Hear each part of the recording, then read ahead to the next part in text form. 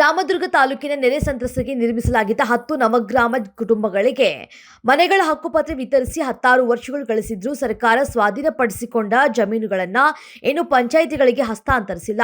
ಕಾರಣ ಇಲ್ಲಿನ ಕುಟುಂಬಗಳು ಬೆಂಕಿಯಿಂದ ಬಾಣಲಿಗೆ ಬಿದ್ದವರಂತೆ ಸಮಸ್ಯೆಗಳ ಸುಳಿಯಲ್ಲೇ ಕಾಲು ನೂಕುವಂತಾಗಿದೆ.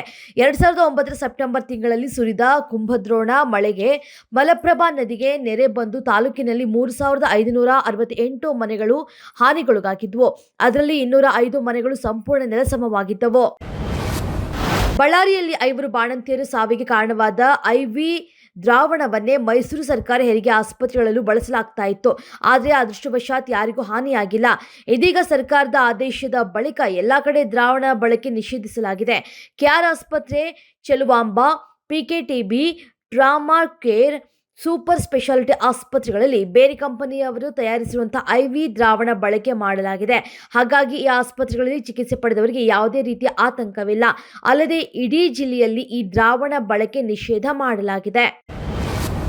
ಕಳೆದ ಒಂದು ತಿಂಗಳಲ್ಲಿ 7,500 ಮೆಮೊಗಳ ಪೈಕಿ 5,500ಕ್ಕೂ ಅಧಿಕ ಮೆಮೊಗಳನ್ನು ವಿಚಾರಣೆಗೆ ಪಟ್ಟಿ ಮಾಡಿದ್ದೇನೆ.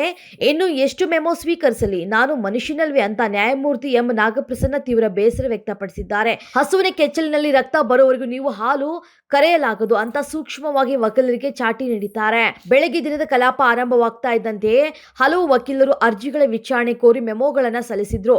ಆಗ ಒಬ್ಬ ವಕೀಲರು ಹಲವು ಬಾರಿ ಮೆಮೊ ಸಲ್ಲಿಸಿದ್ದೇನೆ, ಇನ್ನು ವಿಚಾರಣೆಗೆ ನಿಗದಿ ಆಗಿಲ್ಲ, ಈ ಬಾರಿ ಪರಿಗಣಿಸಬೇಕು ಅಂತ ಮೆಮೊ ನೀಡೋದಕ್ಕೆ ಮುಂದಾದ್ರು. ಅಯ್ಯಪ್ಪನ ಪವಾಡಕ್ಕೆ ತಾಜಾ ನಿದರ್ಶನವೊಂದು ಸೇರ್ಪಡೆಯಾಗಿದೆ. ಪುತ್ತೂರಿನ ಕುಟುಂಬವೊಂದರಲ್ಲಿ ಪವಾಡವೇ ನಡೆದಿದೆ. ಕೇಳುವ ಮತ್ತು ಮಾತನಾಡುವ ಸಮಸ್ಯೆ ಬಿಟ್ಟರೆ ಬೇರೇನೂ ಸಮಸ್ಯೆ ಬಾಲಕನಿಗೆ ಇರಲಿಲ್ಲ. ಹೀಗಾಗಿ ಕುಟುಂಬದವರು ಪ್ರತಿ ವರ್ಷ ಶಬರಿಮಲೆಗೆ ತುಪ್ಪ ಕೊಡ್ತಾ ಇದ್ರು. ಗುರುಸ್ವಾಮಿಯೊಬ್ಬರು ಆತ ಮಾತು ಕಲಿತರೆ ಮಾಲೆ ಹಾಕಿ ಶಬರಿಮಲೆಗೆ ಕರೆದೊಯ್ಯುತ್ತೇನೆ ಎಂದಿದ್ದರು. 2023ರಿಂದ ಮಾಲೆ ಧರಿಸುವುದಕ್ಕೆ ಆರಂಭಿಸಿದ ಬಳಿಕ ಮಾತಿನಲ್ಲಿ ಸುಧಾರಣೆಯಾಗಿದ್ದು ಅಮ್ಮನ ಖುಷಿಗೆ ಪಾರವೇ ಇಲ್ಲ ಎಂಬಂತಾಗಿದೆ.